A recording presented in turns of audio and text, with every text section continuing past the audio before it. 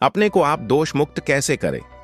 मन को विचार के द्वारा दोष पैदा करके या इधर राग पैदा करके प्रभु की तरफ लगाओ। दूसरी बात, ये नियम की बड़ी मार मन पर पड़ती है। मन को मारने के लिए नियम का बहुत पालन करना जरूरी है। आप अपनी दिनचर्या ऐसी बनाएं, या गुरुजनों से जो पास हुई दिनचर्या आपके पास प्रातः काल से शयन काल तक 1 मिनट भी खाली नहीं होना चाहिए। यह आप देख लो, जो अभी तक चर्चा हुई वह पूरे संसार में दोष दृष्टि करके भोगों के प्रति या प्रभु पर महत्व बुद्धि करके छोड़ दो। राग छोड़ो, वास्तविक कहीं सुख नहीं। आप लोग देख लीजिए, विवेक से देख लीजिए, अभी तक सब वही कर रहे हो, जन्म जन्मांतर। अब हमको मन की यह जो बलवान वृत्ति है, मन स्वभाव वाली वृत्ति, इस पर अंकुश करना है। कैसे करना है? प्रातःकाल जगने से लेकर सोने तक 1 मिनट भी आपका खाली नहीं होना चाहिए। आपकी दिनचर्या में होना चाहिए। नियमित दिनचर्या बनवा लीजिए या बना लीजिए अपने बड़ों से, अपने पूज्य जनों से पास। हमारी ये दिनचर्या, जीवन में उसका उल्लंघन नहीं होना चाहिए। ऐसी दिनचर्या नहीं, कागज वाली दिनचर्या नहीं, आपकी वास्तविक दिनचर्या जो है वही होनी चाहिए। जिस समय जो आदेश हुआ है कार्य का, आपको उसी समय वही कार्य करना है। इससे मन तुम्हारा अपने वश में हो जाएगा। सत्संग क्या है? सुबह तक रोज वाणी पाठ में जाते नहीं जाए, 6:30 बजे तक सो रहे हैं, शाम के रात्रि तक, या यह ठीक नहीं। चलो आज ऐसा कर ले, नहीं ठीक नहीं। जो नियम दिया गया वैसे ही चलो। अगर नियम से चलोगे तो उसे लाभ क्या मिलेगा? एक तो परमात्मा की तरफ बढ़ रहे हो, दूसरी बात आपका मन मरेगा। मन नियम से मरता है, इस मन का स्वभाव बदल जाएगा। यदि आप नियम व्रती बनोगे, नियमानुसार आपके अधीन होगा। नियम बनाओ आप, नियम।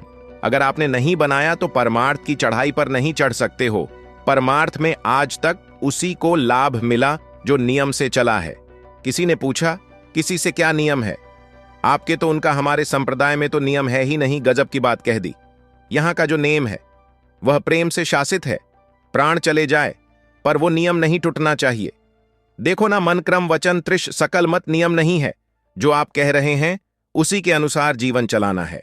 हमारे ये कोई नियम है नहीं। मतलब खाओ पियो पड़े रहो, केवल आप समझो समझ के बोलो, किसी को मत बोलो। परमार्थ में आज तक जिसको भी लाभ मिला है नियम से चलने वाले को प्राप्त हुआ है। इष्ट आराधना में जो आपको नियम मिले हैं उनमें शिथिलता नहीं होनी चाहिए, और बहुत काल तक एक नियम में चलने वाले को सिद्धि प्राप्त हो जाती है। जिस स्थान पर, जिस आसन पर, जिस समय पर जो मंत्र, जितना वो नियम होना चाहिए। ऐसा नहीं कि आज 20 माला जप लिया तो कल 10 माला जप कर लिया तो 2 दिन जपा ही नहीं। फिर आगे ऐसे नहीं होता। एक नियम अनुवर्ती होता। 5 मिनट का भी अंतर आपके नियम में जब नहीं पड़ने लगेगा। नियमित नियत समय यह संतों में देखा गया है। सुबह 6 बजे उठना, 6 बजे उनकी जो दिनचर्या, एक दिन अगर देख लो तो दूसरे दिन तुम कह सकते हो इस समय यह साधन कर रहे होंगे, क्योंकि उनका नियम है। वैसे मिलेंगे बड़े बड़े महापुरुषों में देखा गया यह 2 बजे के जगने का समय, तो मतलब जैसे लगभग विषय पुरुष सब सोते हैं, ऐसे लगभग जो भगवत प्राप्ति की लगन वाले साधु 2 बजे जग जाते सब। ये नहीं कोई आश्चर्य की बात नहीं है। हमने देखा है गंगा के किनारे जैसे 2 बजे शुरू हो जाता है, कुआं से जल चना सब दिनचर्या, गंगा नहाने के लिए फिर जाना, बाद यहीं से स्नान करके फिर बाद में गंगा स्नान करने जाना। जो अनियमित साधना करता है, यह साधना अविनाशी मन मरेगा, मन अधीन होगा। ध्यान रखना, अनियमित नियमित। आज 1 घंटे बैठे, कल 30 मिनट बैठे, परस तो 10 मिनट, और फिर आगे बैठे नहीं 2-4 दिन बिल्कुल नहीं। ऐसा नहीं, चाहे 10 मिनट से शुरुआत करो तो 11 होना चाहिए, कभी 9 नहीं होना चाहिए। और बार बार दिनचर्या का परिवर्तन नहीं होना चाहिए, मंत्र का परिवर्तन नहीं होना चाहिए, नाम का परिवर्तन नहीं होना चाहिए। खाने पीने का, शयन का, जगने का बिल्कुल नियत समय होना चाहिए मन को वश में करने के लिए। यह जो लोग नहीं कि जब जहां जैसे आया चिड़िया की तरह चुनते रहते हैं। कुछ लोगों को तो देखा है, यहां तो शासन है, सत्संग में भी बोतल खोली, एक एक घूंट, ऐसे थोड़ी थोड़ी देर। अरे मर जाओगे, अमृत बरस रहा उसका पान करो। चिड़िया की तरह कभी ऐसे जेब में डाले, वह रंगीन पड़ियों नहीं होती। एक बार भोजन डाल दो, प्राण पोषण होता रहेगा। एक बार नहीं 2 बार, इसके बाद ज्यादा नहीं होना चाहिए। थोड़ा पाया, थोड़ा वो पाया, थोड़ा प्रसाद में मिले, प्रणाम कर लिया, जरा चख लिया, रख लिया। जब प्रसाद पाए तब पा लिया बार बार खान पान से भजन में विक्षेप पहुंचता है। अगर मन को मारना है, भगवत करना है तो खान पान का समय, शयन का समय, मानो आप 9 बजे से 2 बजे तक, 9 बजे आप सैया पर होना चाहिए, 2 बजे आप सैया छोड़ ही दो, नींद आई हो या ना हो, इससे कोई मतलब नहीं। नियम 100 नियम नहीं। आज रात में नींद नहीं आई तो आज सो लेते नहीं, उठो तुरंत आपकी दिनचर्या। अपने लोगों ने अभ्यास जब किया ना, तो ये नहीं कि जग के विचार करना है कि उठना है। आज तक भगवत कृपा से कभी अलार्म नहीं लगाया, बचपन से लेकर अभी तक। मिल घड़ी तो अलार्म क्या लगाए, गंगा के घड़ी लेके कौन घड़ी देगा। गरीब किसानों के एक समय निश्चित 5-10 मिनट के अंतर की बात नहीं करते। तुरंत वस्त्र हटाओ, तुरंत ये नहीं कि ओढ़ के ध्यान करेंगे, वो ध्यान नहीं होगा, सो जाओगे। वो पहले अगर सर्दी के समय दिया, ऐसे खुले बैठो, ठंडी लगेगी। अब नाम जप करो जितनी देर तुम्हारा नियम हो, नहीं तो चलो अपना सोच, स्नान, पवित्रता, फिर उस शयन वाले आसन पर ना बैठे। अगर फिर नहा धो करके बैठ जाओगे तो एक दिन पूरी और हो जाएगी। उसमें प्रायः लोग यही करते ना कि पहले तो बोले नहाने की जरूरत नहीं, नाम जप कर लेंगे, उसी में बैठे ओढ़ के अगर बैठ गए तो सूर्य उदय हो गए। कितने नाम जपा उनको खुद पता नहीं क्यों, वो कम उसमें या नहा के जल्दी से उड़कर बैठ गए, फिर सो गए। ऐसे साधना नहीं होती। स्नान करने के बाद फिर आसन में बैठकर, बहुत साधारण अवस्था, ऐसा नहीं कि खूब गरम गरम कंबल, ऐसे उड़ नहीं, ठंडी लगनी चाहिए। शांत बैठ, आंख खुली, ध्यान नहीं करना चाहिए। आंतरिक ध्यान करो, आंख मुदली, ना तो सुष में पहुंच जाओगे। ध्यान पूर्वक, ऐसे जैसे चातक स्वाति की बूंद को निहारता है। भागवत में आया कि कैसे शरता होना चाहिए। वक्ता के प्रति चातक दृष्टि से देखते, एक एक शब्द श्रवण इद्री से वो पान कर रहा है, ऐसे शांत एकदम देखते हुए, ऐसे श्रोता सोई। परम सुजान सुन्नत चित्तरति करे। आपके वस्त्र पहनने का ढंग, चलने का ढंग, बोलने का ढंग सात्विक होना चाहिए। सोमवार को अमुक रंग का, मंगल को अमुक रंग का, बृहस्पति को अमुक रंग का, ऐसे चलने की भी अलग अलग स्टाइल, अलग अलग से डालना। कब अगर भगवत प्राप्ति करनी है तो सात्विक चाल हो, सात्विक भाषा हो, सात्विक वस्त्र हो। इनका भी बहुत प्रभाव पड़ता है। वस्त्रों का भी प्रभाव पड़ता है, चाल का भी प्रभाव होता है। अभिमान की चाल देखना, छाती में हड्डी हड्डी पर फैला के चल रहे मान शूरवीर है। हाँ, जाग में मांस नहीं है, केवल पेंट दिखाई दे रहा है, ऐसा अभिमान ऐसे टांग चला। यह सब नहीं, सात्विक वृत्ति से चलो, सात्विक कपड़े पहनो। ऐसा नहीं कि अब लाल ही पहनना है। अपना जीवन सात्विक हो, सात्विक वस्त्र और हमारा चलना भी सात्विक हो, हमारा बोलना भी सात्विक होना चाहिए। अब इसके बाद उपासक को देखो। यह तो नियमावली उपासक शब्द इसीलिए है।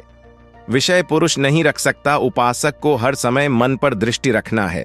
क्या सोच रहा है, ऐसा क्यों सोच लिया इसने, ऐसा क्यों प्रेरणा, क्या हमारा भोजन गलत हुआ, क्या संग गलत हुआ, क्या हुआ, पूरी जांच हो रही। आप सच्ची मानना, प्रारंभिक बात तो अलग है कि मनपूर्व, नहीं तो ऐसा नहीं है कि काम के विषय में सोचने लगे, यह लोभ के विषय ऐसा नहीं है। आपका संग गलत हुआ, आपका दर्शन गलत हुआ, आपका गलत श्रवण हुआ, भोजन गलत हुआ तो ही हो सकता है।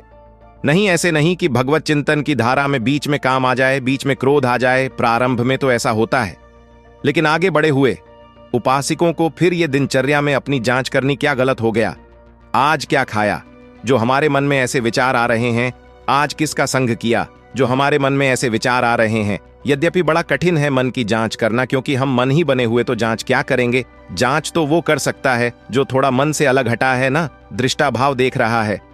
मन को हम तो मन ही बने हुए हैं, जो चाहता है वो हम चाहते हैं। देखो ना, बहुत बातचीत से समझ में आता है।